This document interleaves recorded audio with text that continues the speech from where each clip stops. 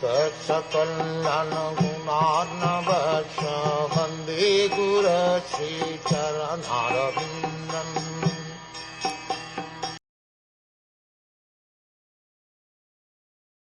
According to the different modes of material nature, the mode of goodness, the mode of passion, and the mode of darkness, there are different living creatures who are known as demigods, human beings, and hellish living entities. O King, even a particular mode of nature, being mixed with the other two, is divided into three, and thus each kind of living creature is influenced by the other modes, and acquires its habits also. The living entities individually are being conducted by a particular mode of nature, but at the same time there is every chance of their being influenced by the other two. Generally, all conditioned souls in the material encagement are influenced by the mode of passion, because every one of them is trying to lord it over the material nature to fulfill his individual desire.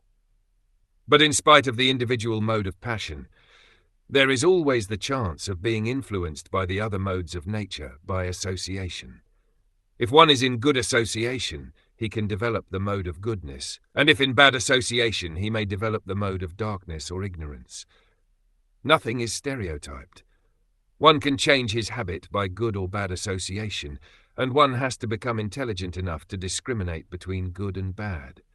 The best association is the service of the devotees of the Lord, and by that association one can become the highest qualified man by the grace of the Lord's pure devotees. As we have already seen in the life of Srila Narada Muni, he became the topmost devotee of the Lord simply by the association of pure devotees of the Lord.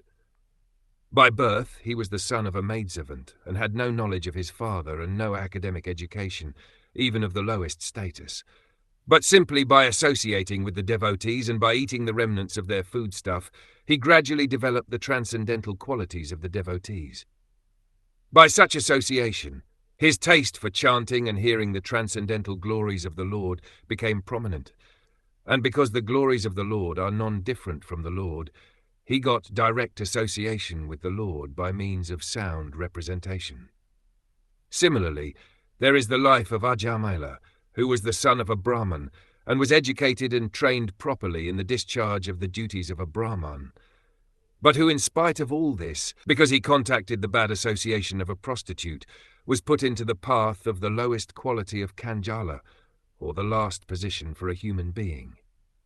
Therefore the Bhagavatam always recommends the association of the Mahat, or the great soul, for opening the gate of salvation.